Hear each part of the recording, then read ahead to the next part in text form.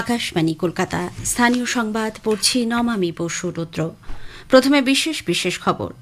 SIR প্রক্রিয়ায় রাজ্যে ৫৮ লক্ষের বেশি ফর্ম আনকালেক্টেবল বা অগ্রহণযোগ্য বলে চিহ্নিত করা হয়েছে। প্রায় ১০০% ভোটারের তথ্য কমিশনের হাতে পৌঁছেছে। বিএলও এবং অন্যান্য নির্বাচনী আধিকারিকদের নিরাপত্তা সুনিশ্চিত করতে মুখ্য নির্বাচনী আধিকারিককে চিঠি পাঠিয়েছে নির্বাচন কমিশন। বেশ কিছু সরকারি প্রকল্পের উদ্বোধন করতে প্রধানমন্ত্রী নরেন্দ্র মোদী ২০ ডিসেম্বর এ রাজ্যে আসছেন।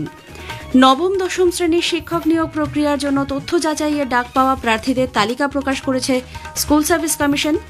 দেশের সমস্যা দেশেই সমাধানের লক্ষ্যে আইআইটি খড়গপুরে শেষ হয়েছে স্মার্ট ইন্ডিয়া হ্যাকাথন ২০২৫-এর হার্ডওয়্যার সংস্করণ। বিশ্ব ফুটবলের মহাতারকা লিওনেল মেসির কলকাতা সফরকে ঘিরে আবেগে ভাসছেন ফুটবল প্রেমীরা। আসছে বিস্তারিত খবরে। ভোটার তালিকায় বিশেষ নিবিড় সংশোধনী এসআইআর এর এনিউমারেশন পর্বের শেষে ৫৮ লক্ষের বেশি ফর্ম অসংগ্রহযোগ্য বা আনকালেক্টেবল হিসেবে চিহ্নিত করা হয়েছে। গতকাল দুপুর ১২টা পর্যন্ত রাজ্য জুড়ে ৫৮,১৭,৮৫১টি এনিউমারেশন ফর্ম অসংগ্রহযোগ্য হিসেবে চিহ্নিত হয়েছে। কমিশনের নির্দেশ অনুযায়ী এই সমস্ত ভোটারের নাম খসড়া ভোটার তালিকা থেকে প্রাথমিকভাবে বাদ যাবে। নির্বাচন কমিশন জানিয়েছে, এসআইআর পর্বে এখনও পর্যন্ত ৯২.৪১% ভোটারের এনিউমারেশন ফর্ম ডিজিটাইজড হয়েছে। তাদের দেয়া পরিসংখ্যান অনুযায়ী রাজ্যের মোট ৭,৬৬,৮৬৫ জন ভোটারের মধ্যে ৭,৬,৯৮,৬৪৯ জনের ফর্ম ইতিমধ্যে ডিজিটাইজড করা হয়েছে। সব মিলিয়ে রাজ্যের প্রায় ৯৯.৯৯% ভোটারের তথ্য কমিশনের হাতে পৌঁছেছে।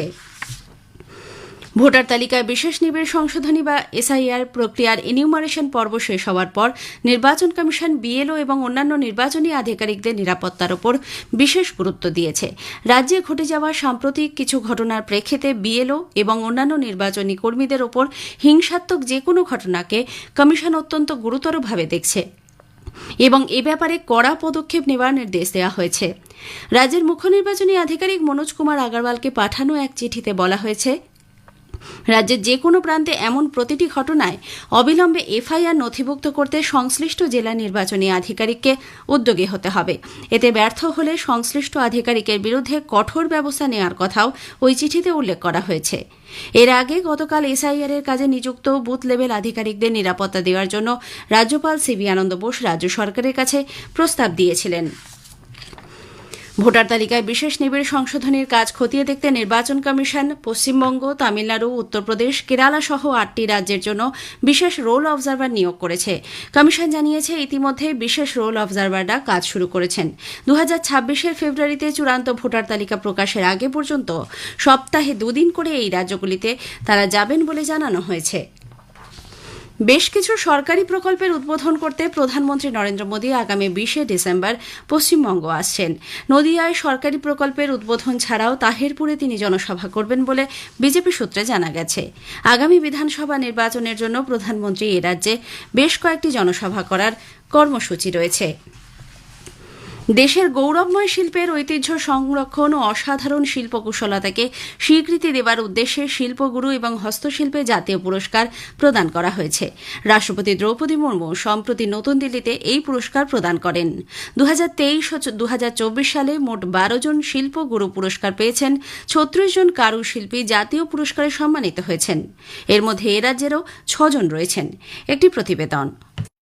নদিয়ার নবদ্বীপের বাসিন্দা শিবশঙ্কর সাধুখা কাগজের মণ্ড দিয়ে Indian water saving woman model বানিয়ে ২০২৩-এর জাতীয় পুরস্কার পেয়েছেন। তার কাজের মাধ্যমে তিনি দেশের শিল্প সমৃদ্ধি, সাম্প্রদায়িক সম্প্রীতি এবং জল সংকটের সমস্যাকে তুলে ধরেছেন। এই ধরনের কাজের অর্থনৈতিক চাহিদা রয়েছে এবং এর মাধ্যমে কর্মসংস্থান সম্ভব বলে তিনি মনে করেন। ইন্ডিয়ান ওয়াটার সেভিং ওম্যান, যেটা দিয়ে ভারতবর্ষের শিল্প সমৃদ্ধি, সাম্প্রদায়িক সম্প্রীতি এবং ওয়াটার সংকটের একটা বিশাল সমস্যাকে তুলে ধরেছি আমি ওই মডেলের মধ্যে। এটা একটা অর্থনৈতিক দিকও আছে এর, কারণ আমি দেখতে পাচ্ছি যে বেশ কিছু অঞ্চলে এই ধরনের মডেলগুলো কিনতে চাইছে এবং অর্থনৈতিক অগ্রসরের দিকে তারা কিছুটা হাত বাড়ানোর চেষ্টা করছে।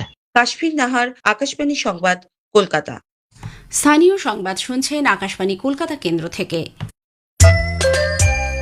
নবম ও দশম শ্রেণীর শিক্ষক নিয়োগ প্রক্রিয়ার জন্য তথ্য যাচাইয়ে ডাক পাওয়া প্রার্থীদের তালিকা প্রকাশ করল স্কুল সার্ভিস কমিশন।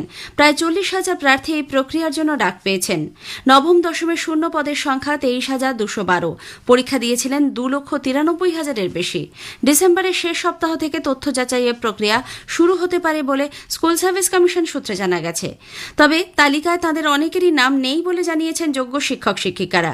যোগ্য শিক্ষক শিক্ষিকা অধিকার মঞ্চের তরফে সঙ্গীতা সাহা, রাকেশ আলমরা দাবি করেন, মূলত অঙ্ক এবং ভৌত বিজ্ঞানের প্রার্থীরা সবচেয়ে বেশি বঞ্চিত হয়েছেন। এই দুই বিষয়ে কয়েকশো যোগ্য শিক্ষক শিক্ষিকা নতুন নিয়োগের জন্য ডাক পাননি। 31শে ডিসেম্বরের পর তাদের চাকরি চলে গেলে ওই পরিবারগুলি কার্যত পথে বসবে বলে তাদের দাবি। এদিকে যোগ্য হয়েও যারা নতুন তালিকায় জায়গা পাননি তাদের সম্পর্কে মুখ্যমন্ত্রী মমতা ব্যানার্জির সঙ্গে তার আলোচনা হয়েছে বলে শিক্ষামন্ত্রী ব্রাত্য বসু জানিয়েছেন। নিয়োগ প্রক্রিয়া সম্পূর্ণ করার জন্য সুপ্রিম কোর্টের কাছে আরও সময় চাইছে স্কুল সার্ভিস কমিশন। শিক্ষামন্ত্রী গতকাল জানান, স্বচ্ছতা এবং মেধার ভিত্তিতে নিয়োগই কমিশনের অগ্রাধিকার।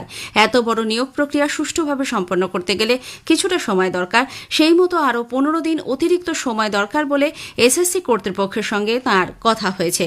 উল্লেখ্য, 31শে ডিসেম্বরের মধ্যে নিয়োগ প্রক্রিয়া সম্পূর্ণ করার নির্দেশ দিয়েছিল সুপ্রিম কোর্ট। তবে একাদশ দ্বাদশ শ্রেণীর শিক্ষক নিয়োগের জন্য ইন্টারভিউ এখনো চলছে, তা শেষ করতে আরও কিছুদিন সময় লাগবে। কলকাতা হাইকোর্ট 2016 সালের ওয়েটিং লিস্টে নাম থাকা যোগ্য প্রার্থীদের 2025 সালে স্কুল সার্ভিস কমিশনের নতুন পরীক্ষার ইন্টারভিউতে বসার সুযোগ দিতে নির্দেশ দিয়েছে। বিচারপতি অমৃতা সিনহা গতকাল তাঁর নির্দেশে জানান, এই প্রার্থীদের ইন্টারভিউ নিয়ে ফলাফল মুখবন্ধ খামে আদালতে জমা দিতে হবে। ইন্টারভিউয়ের ভিডিওগ্রাফি করা হবে কিনা তা নিয়ে সিদ্ধান্ত নেবে স্কুল সার্ভিস কমিশন। উল্লেখ্য, সুপ্রিম কোর্ট 26,000 চাকরি বাতিল করে যোগ্য প্রার্থীদের পরীক্ষায় বসতে নির্দেশ দিয়েছিল। লিখিত পরীক্ষার পর নথি যাচাইয়ের সময় বয়স বেশি বলে ইন্টারভিউ থেকে বাদ দেওয়া হয় একাধিক প্রার্থীকে। 2016 সালেও এরা দুর্নীতির কারণে চাকরি থেকে বঞ্চিত হয়েছিলেন, তবে নাম ছিল ওয়েটিং লিস্টে। আইআইটি খড়গপুরে শেষ হয়েছে স্মার্ট ইন্ডিয়া হ্যাকাথন 2025-এর হার্ডওয়্যার সংস্করণের গ্র্যান্ড ফিনালে। চূড়ান্ত পর্যায়ে দেওয়া ভিন্ন ভিন্ন চ্যালেঞ্জের জন্য team ground zero, what the hack, team Velocis, no উইনারকে জয়ী ঘোষণা করা হয়েছে। অন্য একটি চ্যালেঞ্জের জন্য যুগ্ম বিজয়ী হয়েছে কোড নির্বাণা ও কৃষি নেত্র নামে দুটি দল। এ রাজ্য থেকে নির্বাচিত একমাত্র বিজয়ী দল টিম নির্বাণার এক সদস্য সৃঞ্জয় রায় জানিয়েছেন, এই প্রতিযোগিতা অনেক দুরূহ চ্যালেঞ্জ মোকাবিলা করার শক্তি জুগিয়েছে। আমরা team code Nirvana, heritage institute of technology থেকে এসেছি। আমরা স্মার্ট ইন্ডিয়া হ্যাকাথনে পার্টিসিপেট করেছিলাম। অনেক টিম স্মার্ট ইন্ডিয়া হ্যাকাথনে পার্টিসিপেট করেছিল আমাদের প্রবলেম স্টেটমেন্টে। amongst those top 5 were selected to come to IIT KGP and represent their own team. আমরা জয়েন্ট উইনার হিসাবে ঘোষিত হয়েছি। আমাদের খুবই ভালো লাগছে। অনেক শক্ত পর্যায়ে আমাদেরকে পেরোতে হয়েছে। There were too many hurdles, but at last we overcame it and this was an incredible journey. বিশ্ব ফুটবলের মহাতারকা লিওনেল মেসি এখন কলকাতায়। গতকাল গভীর রাতে দমদম বিমানবন্দর পৌঁছন তিনি। সে সময় বিমানবন্দর চত্বরে ছিল উপচে পড়া ভিড়। সমর্থকদের উল্লাস ও জয়ধ্বনিতে স্বাগত জানানো হয় মেসিকে। সঙ্গে এসেছেন তাঁর বন্ধু উরুগুয়ের ফুটবলার লুইস সুয়ারেজ এবং আর্জেন্টিনার রড্রিগো দে পল। এদিকে মেসির সঙ্গে কলকাতাতেই সাক্ষাৎ করবেন বলিউড তারকা শাহরুখ খান। তিনিও গত রাতেই কলকাতায় এসেছেন। মেসির কলকাতা সফর নিয়ে আমাদের ক্রীড়া প্রতিনিধির একটি প্রতিবেদন। বিশ্বকাপজয়ী আর্জেন্টিনার অধিনায়ক লিওনেল মেসির কলকাতা আগমনে উচ্ছ্বসিত ফুটবল প্রেমীরা। যুবভারতী ক্রীড়াঙ্গনে ভেনেজুয়েলার বিরুদ্ধে আর্জেন্টিনার হয়ে ফিফা ফ্রেন্ডলি ম্যাচ খেলে যাওয়ার 14 বছর পর আবার ফুটবলের মক্কা কলকাতায় পদার্পণ করছেন সর্বকালের অন্যতম শ্রেষ্ঠ ফুটবলার মেসি। গতকাল গভীর রাতে আর্জেন্টিনার মহাতারকা শহরে এসে পৌঁছেছেন। আজ সকালে হোটেল থেকে শ্রীভূমিতে ভার্চুয়ালি উদ্বোধন করবেন নিজের 70 ফুট উঁচু একটি মূর্তির। তারপর যুবভারতী ক্রীড়াঙ্গনে প্রাক্তন ও সেলিব্রিটিদের একটি প্রদর্শনী ফুটবল ম্যাচ তিনি উপভোগ করবেন। মাঠেই তাকে আয়োজকদের পক্ষ থেকে দেয়া হবে সম্বর্ধনা। উপস্থিত থাকার কথা মুখ্যমন্ত্রী মমতা ব্যানার্জি সহ প্রাক্তন ভারত অধিনায়ক সৌরভ গাঙ্গুলি, বলিউড বাদশাহ শাহরুখ খানের। মেসির আগমন উপলক্ষে নিরাপত্তার চাদরে মুড়ে ফেলা হয়েছে যুবভারতী ক্রীড়াঙ্গন ও আশপাশ অঞ্চল। পুলিশের পক্ষ থেকে টিফো ও ব্যানার নিয়ে দর্শকদের মাঠে ঢোকা নিষিদ্ধ করা হয়েছে। বিশ্বকাপ ফুটবলের কয়েক মাস আগেই ফুটবলের আইকন মেসিকে চাক্ষুষ দেখার জন্য প্রহর গুনছে শহর কলকাতা। অরিজিৎ দত্ত, আকাশবাণী সংবাদ, কলকাতা। কালিম্পং জেলার 21 মাইল এলাকায় এক পথ দুর্ঘটনায় 2 যাত্রীর মৃত্যু হয়েছে। গত সন্ধ্যায় 10 জন যাত্রী নিয়ে সিকিম থেকে শিলিগুড়ি যাওয়ার সময় গাড়িটি নিয়ন্ত্রণ হারিয়ে 500 ফুট গভীর খাদে পড়ে যায়। ঘটনাস্থলে পুলিশ গিয়ে মৃতদেহ উদ্ধারের পাশাপাশি আহতদের রম্বি হাসপাতালে পাঠানোর ব্যবস্থা করে। শেষ করার আগে স্থানীয় সংবাদের বিশেষ কিছু অংশ আরও একবার। এসআইআর প্রক্রিয়ায় রাজ্যে 58 লক্ষের বেশি ফর্ম আনকালেক্টেবল বা অসংগ্রহযোগ্য বলে চিহ্নিত করা হয়েছে। প্রায় 100% ভোটারের তথ্য কমিশনের হাতে পৌঁছেছে। বেশ কিছু সরকারি প্রকল্পের উদ্বোধন করতে প্রধানমন্ত্রী নরেন্দ্র মোদী আগামী 20 ডিসেম্বর এ রাজ্যে আসছেন। নবম দশম শ্রেণীর শিক্ষক নিয়োগ প্রক্রিয়ার জন্য তথ্য যাচাইয়ে ডাক পাওয়া প্রার্থীদের তালিকা প্রকাশ করেছে স্পোর্টস সার্ভিস কমিশন। বিশ্ব ফুটবলের মহাতারকা লিওনেল মেসির কলকাতা সফরকে ঘিরে আবেগে ভাসছেন ফুটবল প্রেমীরা। স্থানীয় সংবাদ শেষ হল। আকাশবাণী খবর পড়ছি প্রবাল বন্দ্যোপাধ্যায়। এখনকার বিশেষ খবর। প্রধানমন্ত্রী বলেছেন, কেন্দ্রীয় মন্ত্রিসভার কোল সেতু নীতির অনুমোদন দেশের শক্তি, নিরাপত্তা ও বিকাশ ত্বরান্বিত করতে এক গুরুত্বপূর্ণ পদক্ষেপ। কেন্দ্রীয় মন্ত্রিসভা 2027 জনগণের জন্য 11,718 কোটি টাকার বাজেট বরাদ্দ অনুমোদন করেছে। এই প্রথম জনগণনা ডিজিটালি করা হবে। প্রধানমন্ত্রী আগামী সোমবার জর্ডান, ইথিওপিয়া, ওমান এই 3 দেশ সফরে রওনা হবেন। সংসদ ভবনে 24 বছর আগে সন্ত্রাসবাদী আক্রমণে নিহত নিরাপত্তা রক্ষী ও শহীদদের প্রতি আজ সমগ্র দেশ শ্রদ্ধা জ্ঞাপন করছে। স্কোয়াশ বিশ্বকাপের সেমিফাইনালে চেন্নাইয়ে ভারত আজ মিশরের মুখোমুখি হবে। আসছে বিস্তারিত খবরে। প্রধানমন্ত্রী নরেন্দ্র মোদী বলেছেন, কেন্দ্রীয় মন্ত্রিসভার কোল সেতু নীতির অনুমোদন দেশের শক্তি, নিরাপত্তা ও বিকাশ ত্বরান্বিত করতে এক গুরুত্বপূর্ণ পদক্ষেপ। গতকাল এক সোশ্যাল মিডিয়া পোস্টে শ্রী মোদী বলেন, কোল সেতু নীতি এক নতুন জানালা খুলে দেবে, যার সাহায্যে কয়লার নিরবিচ্ছিন্ন, দক্ষ, স্বচ্ছতার সঙ্গে ব্যবহার সম্ভব হবে। তিনি বলেন, সহজে ব্যবসার সঙ্গে দেশের অভ্যন্তরে যোগান ও বিদেশ থেকে আনা কয়লার ওপর নির্ভরতা কমবে। অন্য একটি পোস্টে প্রধানমন্ত্রী বলেছেন, কেন্দ্রীয় মন্ত্রিসভার সিদ্ধান্ত অনুযায়ী 2026 সালের জন্য নারকেল ছোবড়ার ন্যূনতম সহায়ক মূল্য বৃদ্ধির ফলে শুধুমাত্র কৃষকদের উপার্জনই বাড়বে না, নারকেল ছোবড়ার উৎপাদনও বৃদ্ধি পাবে। সরকার দেশের কৃষকদের জীবনযাত্রার মান উন্নত করতে দায়বদ্ধ বলে তিনি মন্তব্য করেন।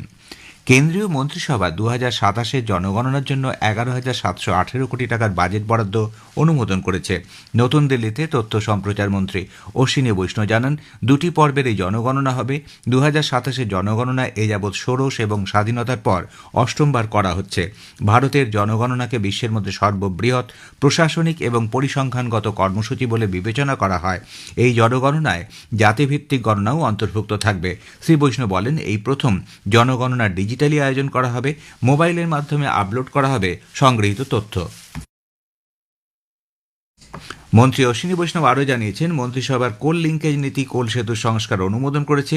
শিল্পে দীর্ঘমেয়াদী ব্যবহারের জন্য কয়লা ক্ষেত্রে নিলাম এবং রপ্তানির জন্য পৃথক জানালা কোল সেতু নামে চালু করা হবে।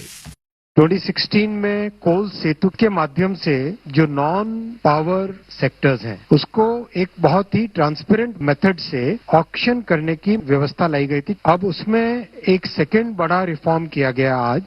अब इसमें irrespective of the end use any user can participate in the coal Setu window. अब कोल के एक्सपोर्ट को भी प्रमोट किया जा रहा है। इससे बहुत बड़ी फ्लेक्सिबिलिटी आएगी इंडस्ट्री में। 2016 সালের নন রেগুলেটেড সেক্টর লিঙ্কেজ অপশন পলিসিতে বলা হয়েছিল, দেশীয় প্রয়োজনে ও যে কোনো ব্যক্তি এই লিঙ্কেজ নিলাম অংশগ্রহণ করতে পারবেন। এছাড়া মন্ত্রিসভার অর্থ বিষয়ক কমিটি 2026 মরশুমে নারকেলের ছোবড়ার জন্য ন্যূনতম সহায়ক মূল্য ঘোষণা করেছে। কৃষি কারখানায় ব্যবহৃত নারকেল ছোবড়ার জন্য ন্যূনতম সহায়ক মূল্য কুইন্টাল প্রতি 445 টাকা বাড়িয়ে 12,500 টাকা করা হয়েছে। कोपरा के लिए एमएसपी का अप्रूवल हुआ है। मिलिंग कोपरा का 12,027 पर क्विंटल रखा गया है and for ball copra the price which is approved is 12,500 rupees per quintal.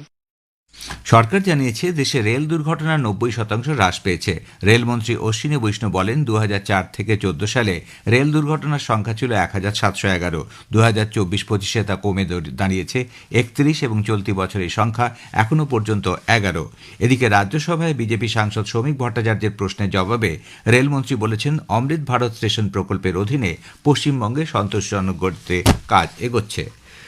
সংসদের শীতকালীন অধিবেশনে দেশজুড়ে বিপজ্জনকভাবে বেড়ে চলা বায়ু দূষণ নিয়ে সরকার আলোচনায় প্রস্তুত বলে কেন্দ্রীয় সংসদ বিষয়ক মন্ত্রী কিরেন রিজিজু জানিয়েছেন। লোকসভায় গতকাল তিনি বলেন, লোকসভার কার্য উপদেষ্টা কমিটিতে বিরোধী দলনেতা বিষয়টি উত্থাপন করেছেন, তাই নিয়ম মেনে কিভাবে আলোচনা হবে তা বিবেচনা করছে সরকার। Leader of the opposition, Rahul Gandhi ji, has made a statement in the form of suggestion. The member of the Congress party in the Business Advisory Committee had also raised this issue and some other parties and from the government side also. And government from the day one had made our position very clear that on all important matters, government is ready to discuss and also to find out solution, taking along the suggestions from all the members, including the principal opposition party led by Rahul Gandhi ji.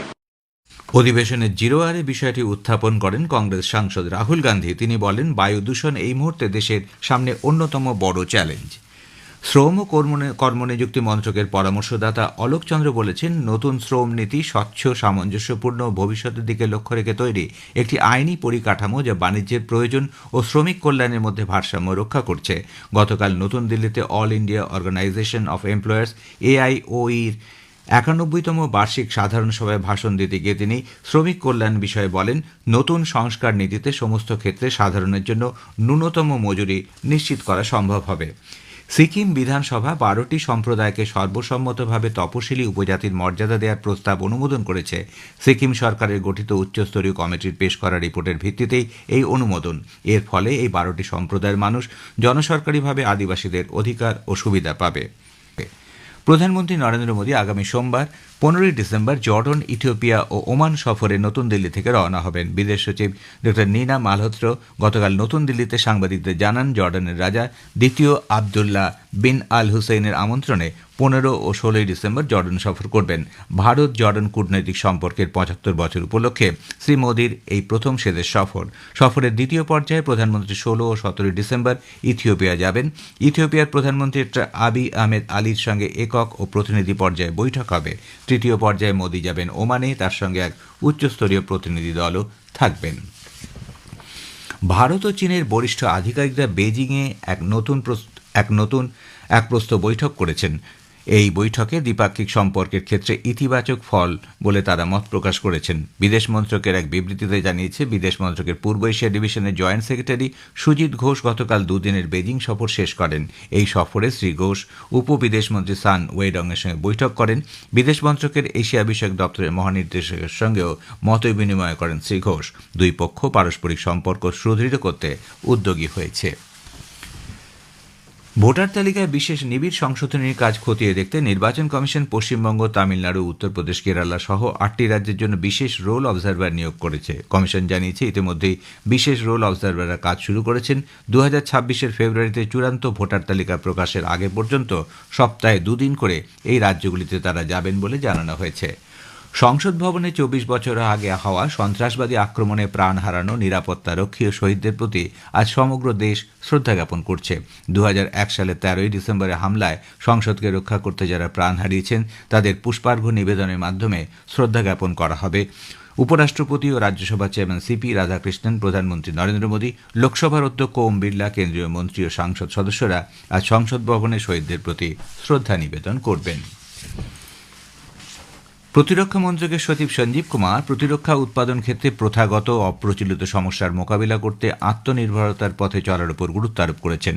নতুন দিল্লিতে controller and auditor general আয়োজিত প্রতিরক্ষা ক্ষেত্র ও বিভিন্ন সরকারি উদ্যোগে আত্মনির্ভর ভারত শীর্ষক একটি অনুষ্ঠানে গতকাল সঞ্জীব কুমার আরও বলেন, দেশে শক্তিশালী প্রতিরক্ষা ব্যবস্থা গড়ে তুলতে অডিট সংস্থাগুলির ভূমিকা অত্যন্ত গুরুত্বপূর্ণ।